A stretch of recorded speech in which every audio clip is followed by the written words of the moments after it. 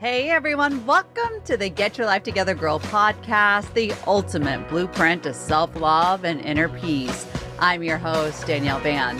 As a cognitive behavioral therapist, a life coach to women, meditation teacher, and author, I've spent my life studying and learning from those stories that make us human. It's my passion and goal to help you shift your mindset and create a lifelong revolution to help you reach your greatest potential. Have you ever caught yourself doing the same thing repeatedly but aren't quite sure why? The neural pathways or the superhighway of your brain has something to do with that. Whether from trauma or practice behavior, all of us show up in certain ways because we've either been conditioned to or conditioned ourselves into these actions. But there is good news. We all have the power to change our brains and our behavior.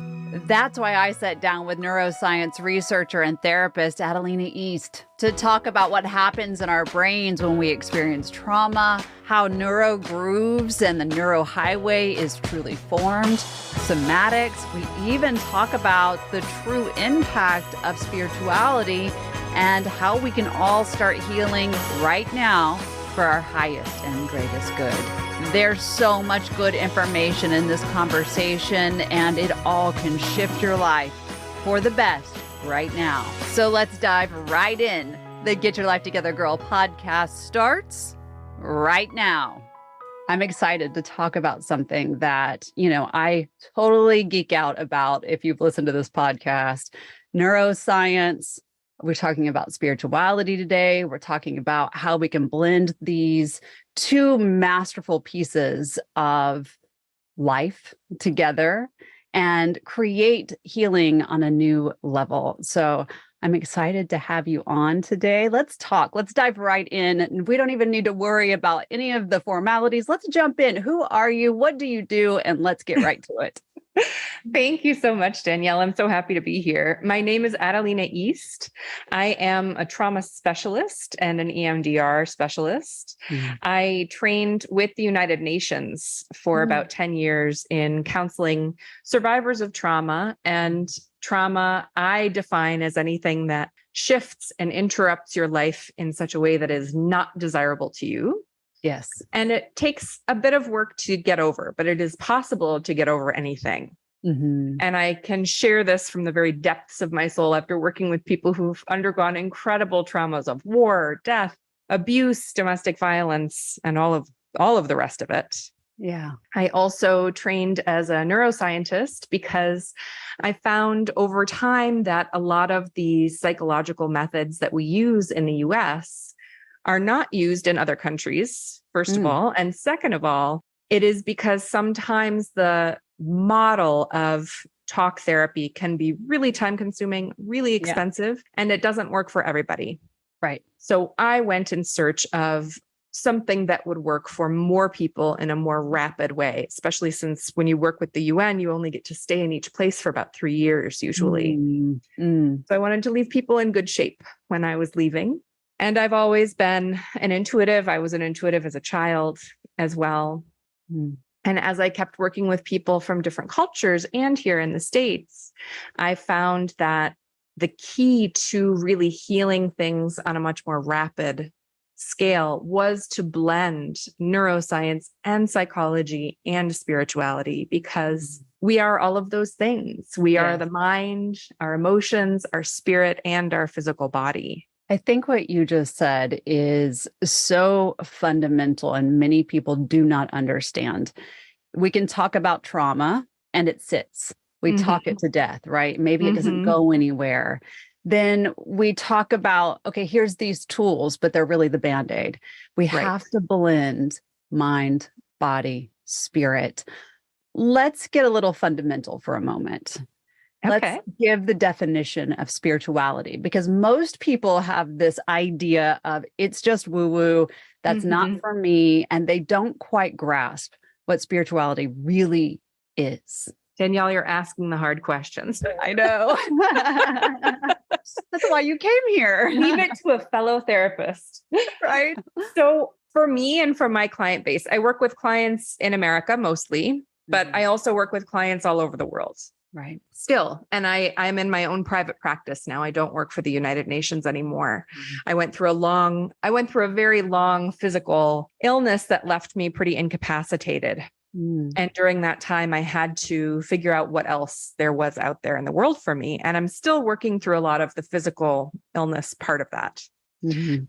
But ultimately, what I've found through my decades of living all over the world is that spirituality can mean anything that is related to your own inner spirit, as well as a power greater than yourself. Mhm.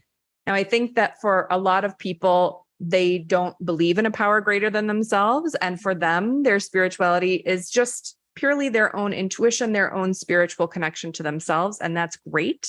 Right. And for those that believe in a power greater than themselves and that connection to it, that also works. I don't think that there's any right or wrong in spirituality. That's what defines it, in my opinion, as the difference Mhm. between spirituality and religion. I think that was a brilliant way to explain it, because it does take out that religion based, or are you, do you believe in X, Y, and Z? But instead, this is a very soulful experience. You are a soul inside Yes. a physical form. And so we're talking about that today. I want to just put that out there so that it doesn't rub anybody the wrong way, but we can all come to the same definition together. Yes. So, how does one blend these beautiful elements together, and how can we use that to impact us? So I love this question because I think I'm always kind of trying to refine how to describe this, Mm. because I do think that there are some major tenets of neuroscience in it. But then I think so much of it is about my intuitive connection to the patient that I'm working with, or Yeah. my intuitive sense of where we need to go in their process. So Right. I only work with people for 6 months at a time, which I realize flies in the face of traditional psychotherapy. Yeah. But I know you work with people on a CBT level, which is Right. very different as well. Absolutely. Yeah. And so I think the beauty of what both you and I do actually is that we kind of assess where the person is and where they'd like to get to, rather than talking endlessly about the same 5 things over and over Amen. again. Yes. So what I begin to do with my neuroscience background is that I figure out where and I don't use the word broken in the sense that anyone is broken. I think no one is broken. Right. But where are the missteps in the loops in their brain? So for example, let's say that you are a survivor of 3 really bad breakups in a row, right? So the common denominator here is you. Right. Perhaps you're always dating the same person. I've been there. I totally get Right. it. And some may consider 3 breakups non-traumatic, but that is a major trauma. That's a major life overhaul 3 times. So let's first examine what the loop is in your brain that's bringing you back to this feeling of being broken up with or having this heartache so many times. I usually find that is rooted somewhere in childhood. So I'm going to use a very pat example from therapist to therapist, but let's say there's a woman that I'm working with who had a father who left when she was very young. Yeah. She's always falling for men who are avoidant attachment style, where they're not showing up when they say they will, they're not calling, they're not texting, and she just has to kind of take whatever she can get, whatever attention from them she can get. So we would go back to that time in childhood when her dad left the family, and we would implant a new memory. Right. People get a little terrified about the word implant, but when I use the word implant, I mean we create a new story there. So I like to use somatics because that's been really helpful for me in my trauma healing. So we feel what the body feels like at that moment. We only do that one time. We're not going to rehash everything. Yeah. Because that's not good for the brain. We bring in the sights, sounds, smells, tastes that were happening at that time, the voices that were around, look at the furniture that was there, whatever else we can come up with. And then using all of those same 5 senses, the same room, the same voices, the same smells, we create a completely new memory. And that memory is something that is strengthening, empowering, loving. Mhm. And then we repeat that a number of times. And I use, and this is where the spirituality part comes in, I use specific sounds that I learned early on from my grandmother. She was a Navajo woman. Mm. And there are certain sounds that connect deeply to certain neural structures. And of course, this was all just taught to her by the people in her tribe. And later on, neuroscience verified all of this. So I love that. I love it when people are ahead of science. Yeah. And we use specific hand motions like mudras and yoga that connect to certain parts of the limbic brain. And then they are given that recording and they take the recording home and they use it 5 or 6 more times. And then I see them again the next week and we tackle a different part of the trauma. And we do that once a week for 6 months or so. And people see incredible changes in their lives. It happens so quickly. You just described full body healing. I believe that that is what is missing in most traditional offices. It's something that I believe in. It's something you're talking about, rebuilding a memory, implanting a new memory, something I personally do as well. It is so powerful. In fact, I have chills from head to toe right now. Just seeing someone move through it, seeing the release, seeing the physical release, and then seeing that expression of just taking that full body. It's unreal to watch. It is. It scares a lot of people as they walk into it. I'm going to talk a little bit about that. Let's take the fear away. Yes, let's take the fear away. Yeah. So I think the first fear is the stigma, right? Yes. I think that's one of the first things that I work on with my clients because many want to believe that they don't have any trauma. Yeah. I had a great childhood. My parents were healthy. They loved me. They loved my brother and sister. Right. I had the idyllic childhood. Why am I in this place? Maybe you did. I don't know. I wasn't there. But let's also talk about the things you haven't thought about for 20 years. Right. Because there might be something there. And it's okay if there's something there. It still means your parents are amazing. It still means you had a great childhood. We all have stuff. It's okay. And no parent is perfect. Right. They're all parenting from where they come from too. Everybody's got their own story. So it's not a blame the parents kind of situation. And I think that's part of the stigma that people come in with feeling really scared of. They're like, I have a great relationship with my parents. I don't want to mess anything up. And you won't. Yeah. If you so choose. Right. Yeah. If you so choose. Yeah. It is something that I hear a lot of times, like I know I am holding on to this one thing or, it didn't seem like that big of a deal. Why is it such a big deal now? And because you've created a pattern in your brain, right? You've connected to that moment. And now you've told your brain, this is how we're going to handle things. Can we talk a little bit about that? Because that is something that is so foreign and I don't think talked about enough. And once the women that I work with understand that, it's like, it's the light bulb. It's the green check of, how do we let that change? Yeah. So I heard this term on another podcast yesterday, the term neural groove. So we don't actually have neural grooves, but that's a great way to describe it. So let's imagine that your brain has highways in it.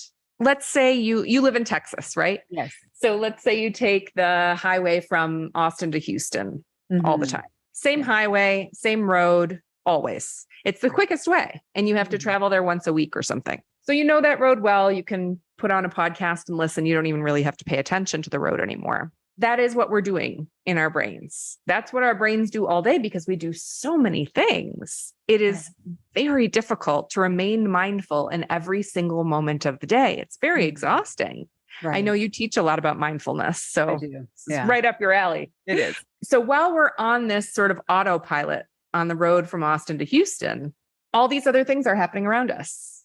We go to a cafe, we get coffee. Maybe we meet someone in that cafe. We strike up a conversation. That person is interested in becoming our friend. Even though we're not that interested in that person, we give them our card anyway. We make plans to have a drink later in the week because that highway from Austin to Houston tells us that we need to collect as many people in our life as possible. Maybe we have some rejection stuff going on from high school or middle school or whatever. Maybe it's more of a social comfortability thing. We're uncomfortable with being alone because we were left alone a lot as kids or something along those lines. And then we end up spending our Friday evening, one of our only nights off for us therapists. Yes. Hanging out in a loud, crowded bar when we don't even drink, having a chat with a new friend. And I'm using quotation marks there because that's the highway. That's the highway we know from Austin to Houston. That's what we know. We don't even notice that we're doing it. Right. We barely notice that we weren't interested in that person until we're sitting there in that noisy bar when we don't drink, listening to them talk. And so my job is to help people, notice that highway from Austin to Houston. Notice what is your information superhighway in your brain. What's the thing that you do all the time without even thinking about it? And if that thing is like washing your dishes, great. We don't need to touch that. That's a good one. Right. But is that having people in your life that are not meaningful to you? Is that attracting certain types that are not your potential partners? Is that having a negative, impactful relationship with your children? What is that thing for you? And I firmly believe we all have those things. I've been doing this work for 15 years and I still have a couple of things that I'm working on. I have my hand up. Me too. Yeah. It's a lifetime journey, right? But it gets so much easier the more we do it. Yeah. And so what I love to do with people that I work with is to help them notice that information superhighway and then rewrite it and change it. Part of their homework every week is always to make a log. Make a log of when you find yourself about to travel down that information highway, superhighway from Austin to Houston, the same old thing that doesn't serve you. Make a list. And at the end of the week, people see like 30 times they almost did it. Right. Yeah. Amazing. And it's amazing when you do those logs like that, where you begin to identify how much this one thing that you did not realize is really showing up so often has greater control than we thought. Right. Speaking of the word control. Oof. I know. Just that I don't want to touch that right now.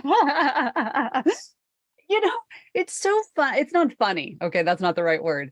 It's interesting to me as the longer and longer I've done this, when I see someone who has such a defined superhighway, right? The Austin to Houston thing, where control is one of the biggest issues that they say that they have. Right. Can you talk about why that occurs in our brain and then behavior? I can touch you on the behavior part, but why does this happen in our brain?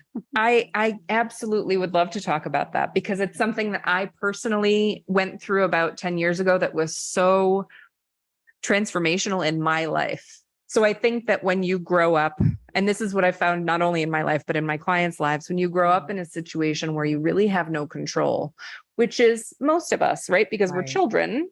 There's a new school of parenting now where parents ask their kids, what do you want to wear? And what do you want to eat? And I was just not raised that way. It was we're doing this at this time. Here are your clothes. You're going to school. Bye. You know? Exactly. And so I think that along with other things that happen in childhood to many of us, right? Parents get divorced, parents lose jobs, suddenly the finances have changed, you have to change schools. All of these different things are very normal. And I use that in quotation marks, normal, right, in childhood, but it can also cause you to feel a lack of control. And you etch in those information superhighways of control really, really firmly when you finally leave the house in college or whatever, because you felt so out of control the whole time. And now you're like, yes, I have this dorm room and the only other person I have to control is my roommate to not make a mess. Or I have this school situation. All I have to do to maintain it is to get straight A's and keep my scholarship. And so you learn how to control as much as you possibly can in your environment, which leads to OCD for many of us. That neural pathway, that information superhighway of control can bring about even more time spent out of control because you're not even noticing all of the other things that are happening around you that are out of your control because you're so obsessed with that one information superhighway, these few things that you can control, that things are happening all around you that you actually could have a real impact on. Right. but you're not paying attention to those things. You're dealing with the micro instead of the macro.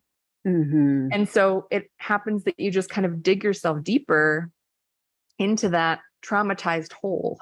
Right. And I think our most important job is to help teach people how to dig themselves out.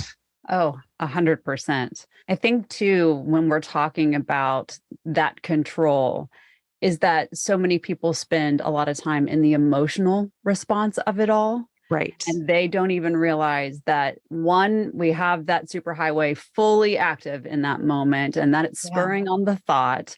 And now we're responding to the emotion. People think that they're responding to everything that's happening around them. I'm like, oh, let's get down to perception. Let's get down to what's really happening here. Mm-hmm. It's interesting. I think that is our greatest job. And when we unlock that, oh, it's like the heavens open up, right? Like, oh, I didn't even realize. Yeah. And I think for so many of us too, this is completely true for me. Sometimes I get so busy doing the business of running a business and seeing clients and taking care of adult things that I tune out to my emotions. It's like they're sitting next to me. Yeah. And I don't even know how I feel about something. And then all of a sudden I'm incredibly nauseous. And that's my signal to be like, whoa, wait a second. I'm having an emotion here that I'm not acknowledging. Yeah. There is something here. This is out of my control. But in order for me to feel comfortable with it, I know that I need to acknowledge what this emotion is, feel it completely, right. You know?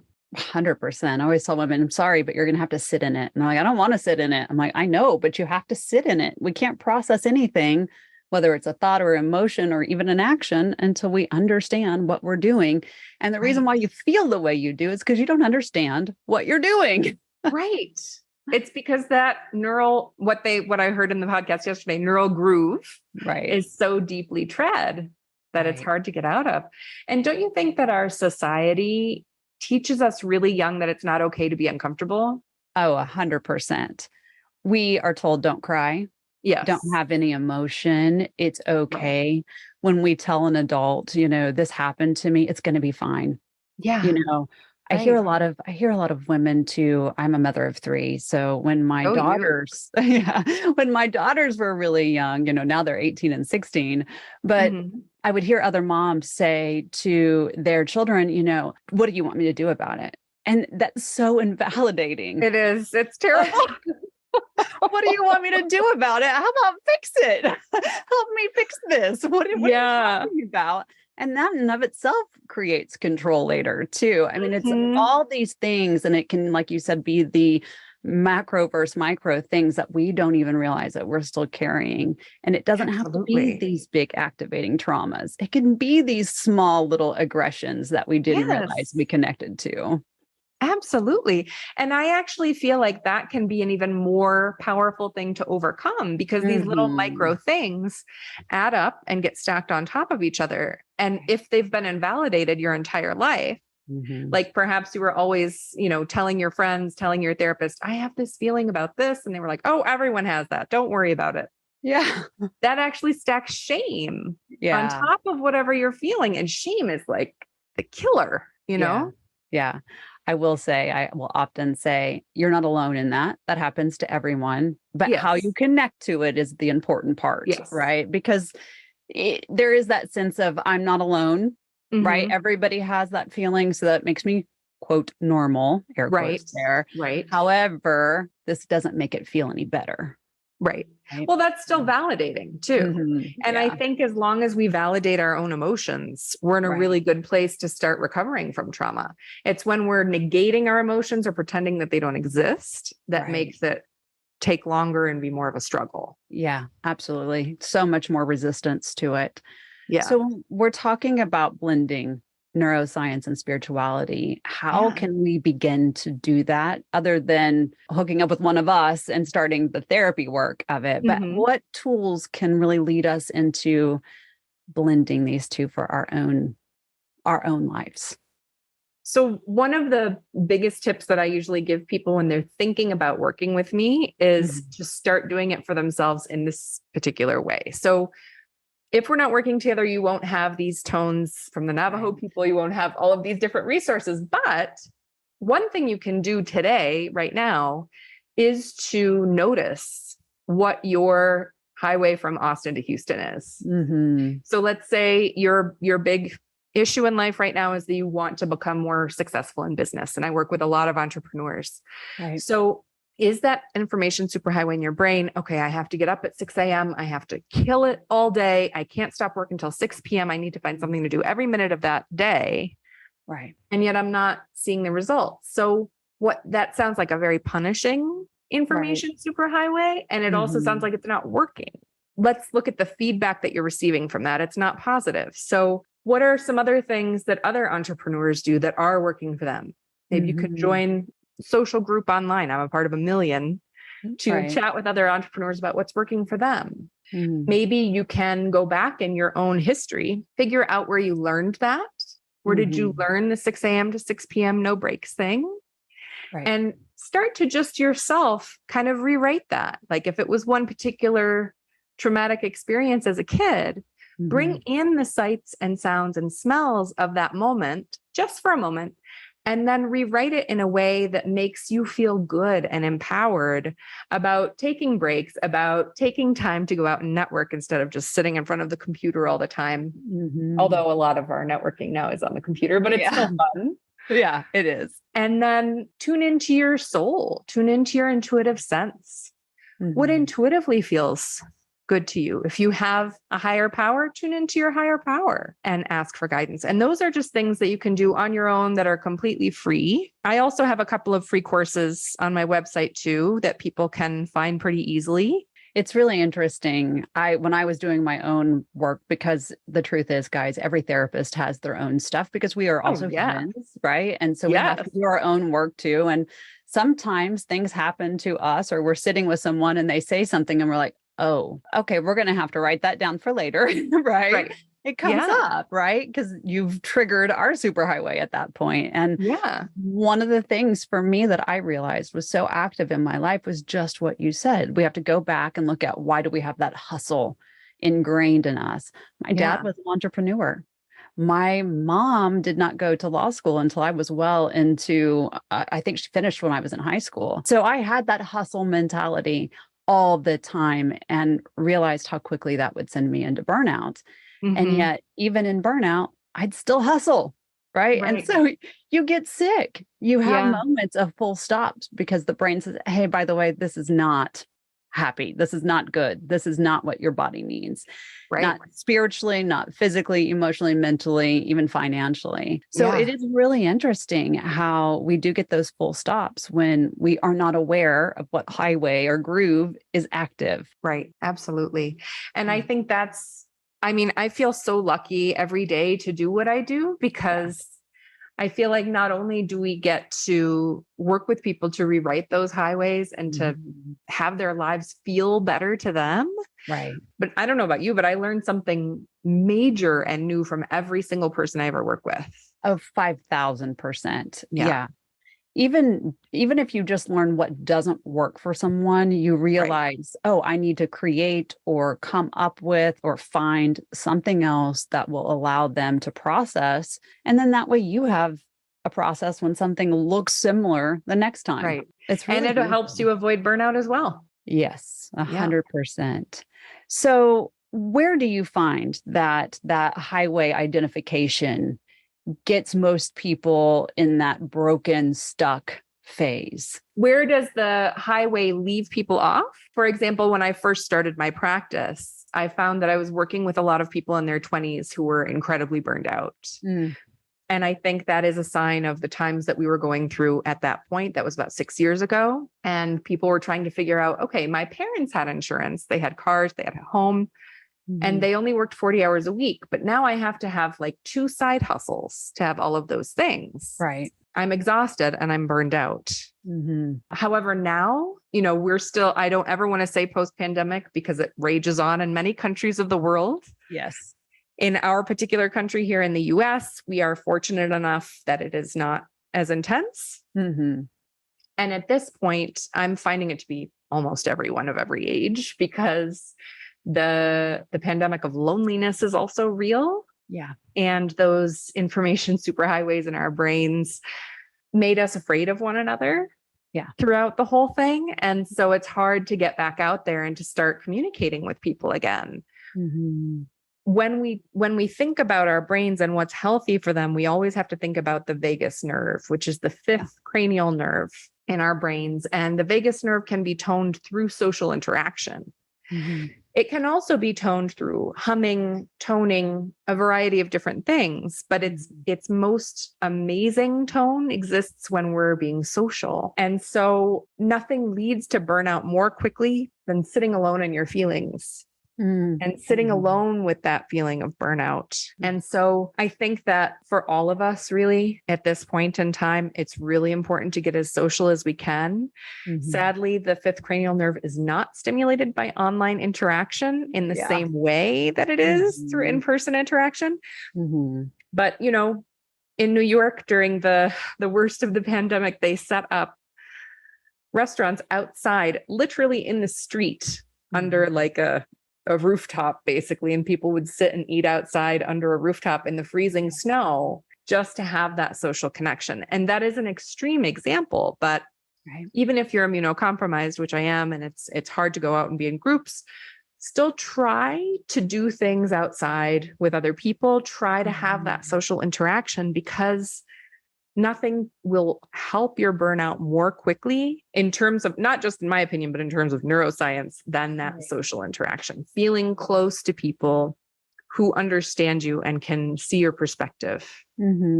Like-minded people, but also not like-minded people, because that challenges us to think in different ways and to be open to new ideas and to connect soulfully and to give our brains something new to focus on, because we do want to build the neuroplasticity. We want to, create new patterns in our brain. I think that's always important. We kind of run in packs to people that will agree with us, or, that we can laugh with and not have deep, meaningful conversations and connections with. We have to have that. Agreed. And you never know when someone who you previously disagreed with will change your mind. And that's part of being human too, is to learn adaptability. There have been studies done on people in their 60s and 70s who are consistently forced to adapt, sadly, through wartime situations, but they end up having the healthiest brains of everyone that age, because they are able to adapt. They're able to see things from different perspectives, think about things differently, be forced to change their usual routine, that information superhighway method of thinking. And so becoming friends with, or even friendly with, people who have differing opinions to you is so important, because it forces your brain to think differently. I was just thinking, when that occurs and we connect with people on a different level who don't always identify the same way that we do in any span, right? Doesn't matter what we're talking about. That we do disrupt those highways a lot of times, because we are forced to really look at it. And sometimes it gives us a new perspective on the highway that we've already identified. Which is also useful.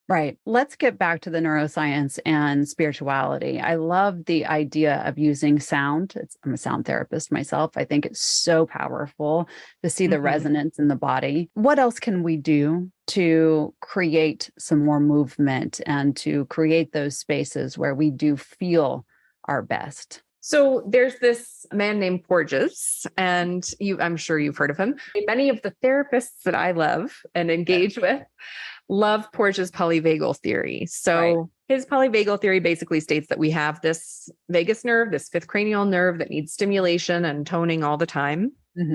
And what he found was a series of a few different exercises that you could do to tone this vagus nerve. And what I've found in my research, I'm also a neuroscience researcher. What I've found in my research over time is that there are many different spiritual practices that you can do that will tone your vagus nerve in the same way. So, for example, Porges teaches, or actually, I'm so sorry, I may be misquoting this. Warning, listeners. There is a polyvagal exercise, we'll just put it that way, where you can lay down, put your arms up over your head, and bring your eyes to one side and look to one side for a solid minute or a minute and a half until you feel a yawn or a sigh coming on. And that's what is called the vagus, and I'm using quotation marks here for the listeners. That's what's called a vagus nerve reset. Mm-hmm. However, what I've found in my practice is that some toning or some chanting for 1 minute can have the same impact. And let's say that I have my own office space now. I work from my house too. Yeah. But when I was working in an office, you can't really lie down and put your arms over your head. So you can go to the restroom or go to a hallway where no one's around and use this tone and take a deep, deep inhale and then tone as long as you possibly can, and do that continuously for about a minute or a minute and a half, and it will have the same impact. So I like to use the ooh or ma sound, but you can also use the voo sound and just hold it for as long as you can. This also ties into breath work really nicely because many of us are very interested in yoga and breath work. Yes. For the benefits of mental health. And we've found over time that allowing that exhale to be double the length or more than the inhale can also reduce anxiety. Right. So that's another great little life hack to do if you're in the midst of the day. Yeah, it's something that is so powerful to break the stress process and anxiety process. So those little breaks in the day, whether it is taking the deep breath and using the tone or, doing the arms above your head and looking to one side, it really does completely reset and rebalance. I talk so much about centering, and people say, well, I can't do it. I'm like, well, we haven't found the right thing for you yet. Every one of us has balance and center. We just have to find how to get there. So I love those activities, and they're quick. It's not 10 minutes. It's not 5 hours. A lot of people 1 minute. say, like, I don't want to commit to that time. I don't have that much time. I'm like, how long did you stay on Instagram? Well, probably 30 minutes. Okay, well, then you had 1 minute to take a breath.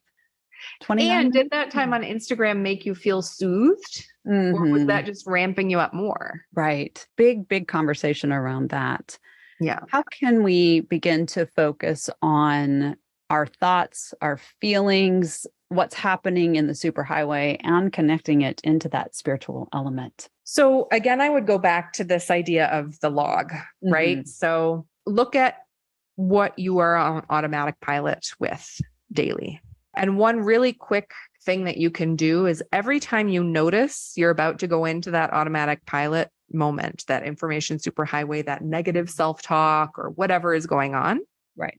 Instead of taking that minute to beat yourself up, take that minute to tone. Take that minute to get up, step outside, look at the light. Look a little bit below the light for a few minutes. Even if you're in a cold climate, it's worth it to put on your coat and go out there just for a minute. Use those little tiny micro steps to retrain your brain out of that information superhighway.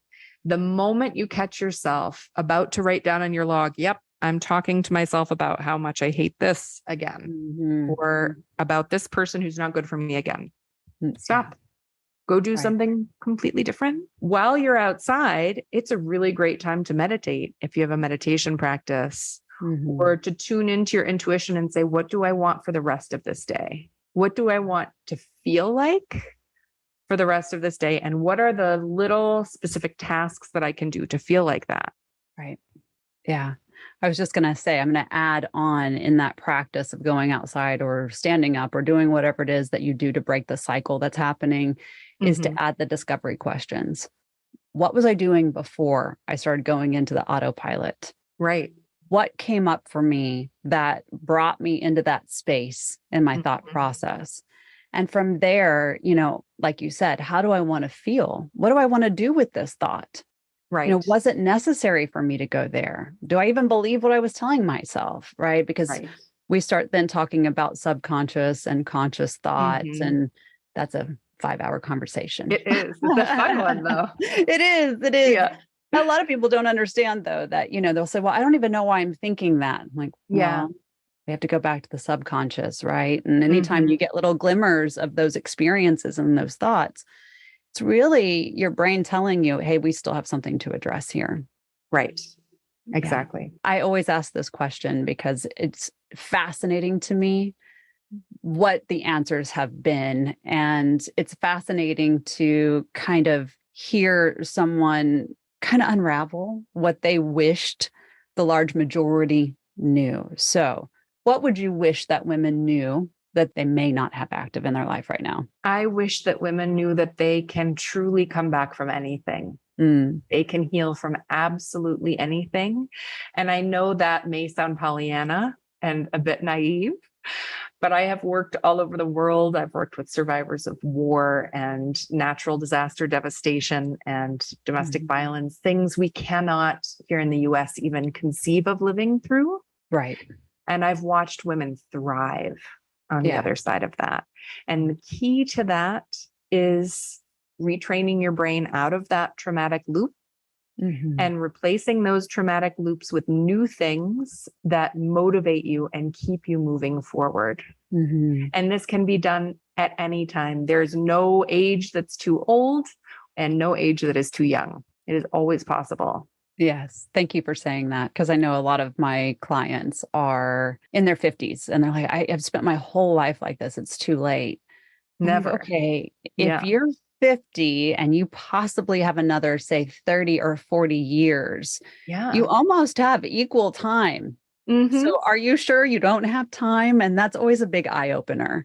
You can do this work at any time, right? There's no set deadline as to when you begin to change or to heal or to progress. Exactly. Yeah. You mentioned some courses and getting into your newsletter. You have a podcast yourself. How can women connect with you? I have a podcast called the Cosmic Leadership Podcast, where I talk to amazing women like Danielle, and we'll be doing that soon. Yes, I'm excited. Me too. And you can find my podcast on any podcast platform. I also have a number of digital courses that teach you how to marry neuroscience and spirituality in your own life. I have a course on love, on trauma recovery, and my website is adalinaeast.com. So I always end the podcast the same way, and that is to ask, what are your 3 things that you are most grateful for? Or what are 3 things that you have found have been just absolutely life-changing as you've moved through your work? I am most grateful for my spiritual connection, my friendships, many of which I've had for 30 years or more, and even my new friends that I've made since moving here to New Mexico. And I am most grateful for the chance to serve the world in my unique way. Beautiful, beautiful 3.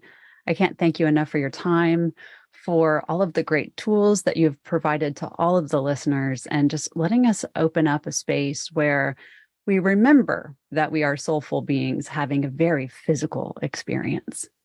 Thank you so much, Danielle. What a fascinating conversation. We all have the power to create change at any time, regardless of what our experiences have been. I hope you have taken away so much from this conversation, at least as much as I have. If you would like to know more, you can check out Adalina East's website at adalinaeast.com. You can also find her on Instagram at Adalina East. That's ADALINA East. The link in her bio directs you to amazing classes, meditations, and downloadable tools. Thank you so much for listening to the Get Your Life Together Girl podcast. If you've enjoyed these tips for bettering your life and are seeking daily inspiration and additional tools and tips, you can follow me on social media at Get Your Life Together Girl on Instagram, Facebook, and TikTok. And I'm also now on Clapper. You can also visit the show notes, blog, and my website at getyourlifetogethergirl.com. While you're there, I invite you to check out the Women's Circle. There's already over 100 downloadable tools and practices available to you, and we meet once a month in order to share and to support one another. I hope to see you there. Until next time, be kind to yourself and others.